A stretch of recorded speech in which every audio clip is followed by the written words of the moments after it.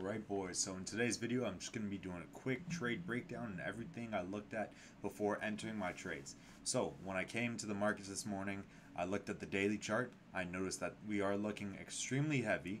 Okay, let me get rid of these indicators for you guys so it's easier to see. Alright, so as we had a gap down on Tuesday, Tuesday on SPY. And after this gap down, we've just switched and have been having much more red days than green days. We've only had one green day, which was on Monday, August 7th. So at this point in time, we might have a small reversal coming in.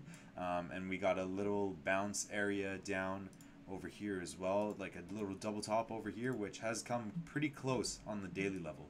So I noticed that we are looking we're in a reversal.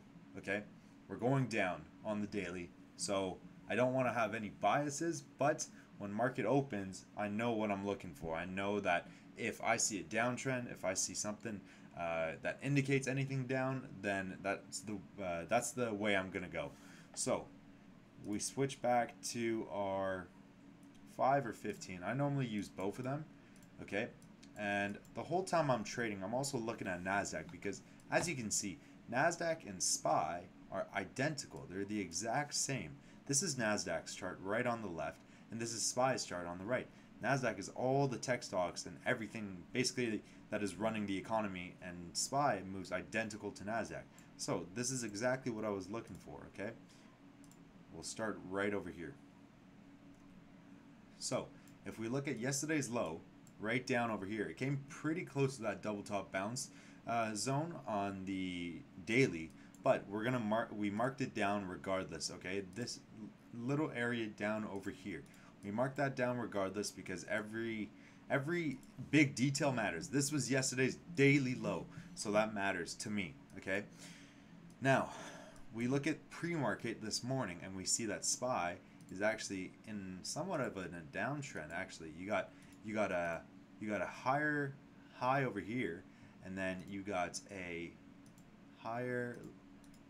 lower high over here. Okay, and it was kind of, the highs were in a downtrend, but the bottom over here, we didn't make a new low until market open. So yeah, you got this one over here and you got this one over here. Okay, those are two new lows. You could technically say this is a downtrend. I just knew the overall direction so far was down. All right, so obviously I'm going to be looking for down moves. This is where I normally switch to the 15-minute, just because it's a much more cleaner and crisper chart, to be honest with you. I do sometimes trade off the 5-minute. I kind of look for the patterns for my entries on the 5-minute, but the 15 is normally what I'm looking at. We'll also show the EMAs and the VWAP. So VWAP, obviously, if you guys don't know what VWAP, it's where all these big institutions are buying at VWAP. And my EMAs, I use the 9 EMA and the 20 EMA.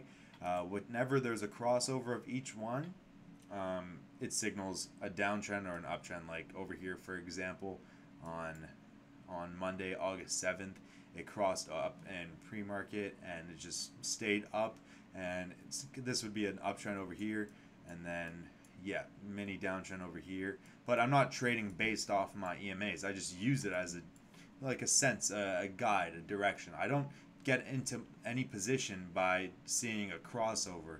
I just use it as like a sense of direction, an extra tool in my toolkit.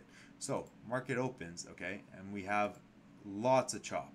Okay, that was quick. So let's go back. Candles probably till here. Okay, I do not trade the first 15 to 30 minutes of the market open, just because money is extremely manipulated. Market just opened and we are getting like lots of orders. Everything is just getting funneled and pumped into the market. So it's super easy to get stopped out. It's really easy to make money, okay, but it's also really easy to get stopped out and just throw you off your game for the rest of the day. So if you're a beginner, I would recommend you do not trade the open. You just watch the first 30 minutes and then jump into trading the open.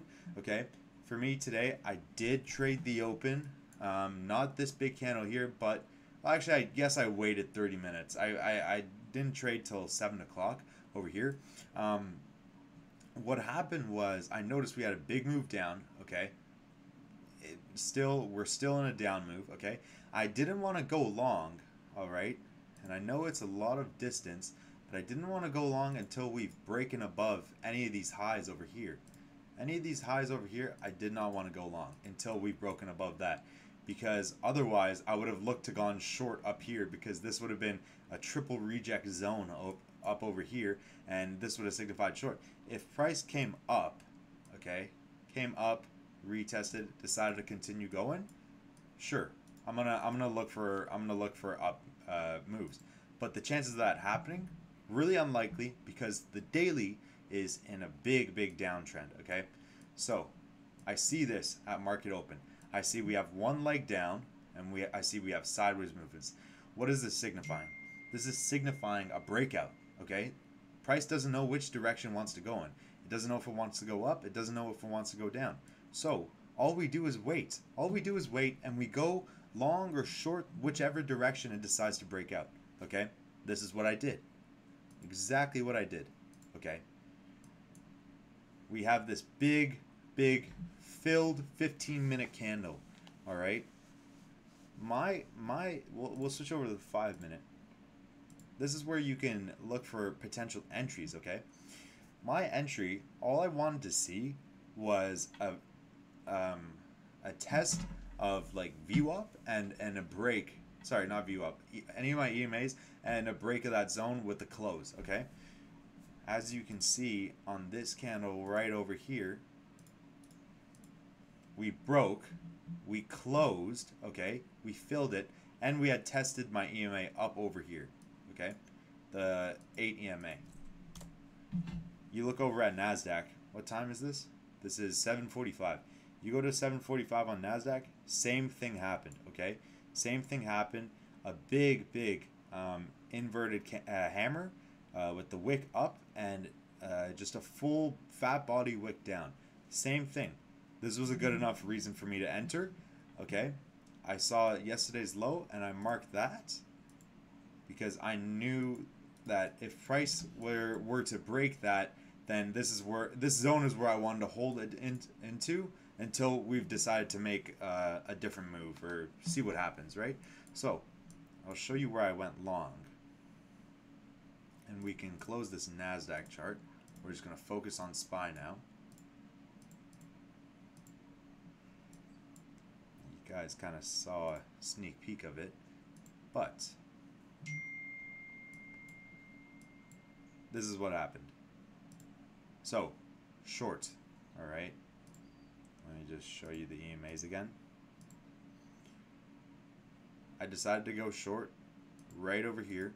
As we looked at the 5-minute, it did not end up breaking anything, and it just was an overall really good risk-reward ratio trade.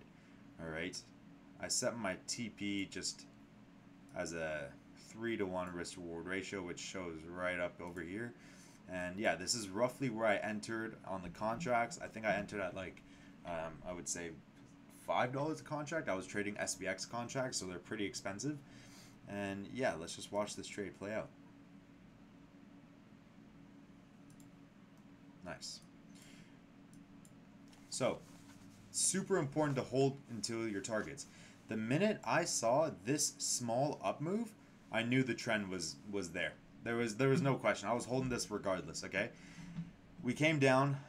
All right, we got a lower low right here, and then we got a lower high up over here. We came down again, lower low over here, lower high. All right, now this over here was pretty fucking stressful holding because I was like, oh, I don't want to get caught, but I decided to hold. And yeah, we ended up coming back down and taking out my TP right over here. Luckily, I did get out over here. My stop loss was up over here, and after this move, SPY just decided to jump back up. Okay, so quick lesson about this move over here is that levels, we can just get out of replay mode. But levels really matter in the market, okay?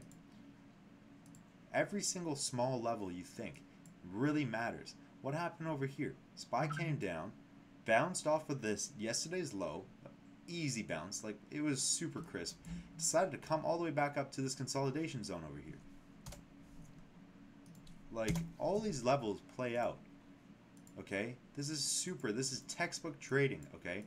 You could have even, say you missed this whole down move over here, you could have been like, I'm going to go long when we get to this level down over here, and you would have made the same amount of money. You would have set your stop down here below this low right over here. This is what the long trade would have looked like. You would have waited for a retest, okay? Stop loss right here. Consolidation up there. You would have waited for a retest, which was this candle right over here. It broke up and then came down, wicked it, retest. That's a break and retest. And then you have a leg up. You see the EMA's crossover. That's another good move. And then you pay attention to what Nasdaq's doing as well, and you would have held. This is really textbook trading. So, breakout trading, super easy. I'll just summarize the strategy again, and you can literally just trade breakouts all you want. All right, or you could just add it into your playbook, and it could just be another tool in your box. Okay, all you want to see on a breakout trade, okay, is a leg down or a leg up, chopping sideways, and then going long in either direction that it decides to break up.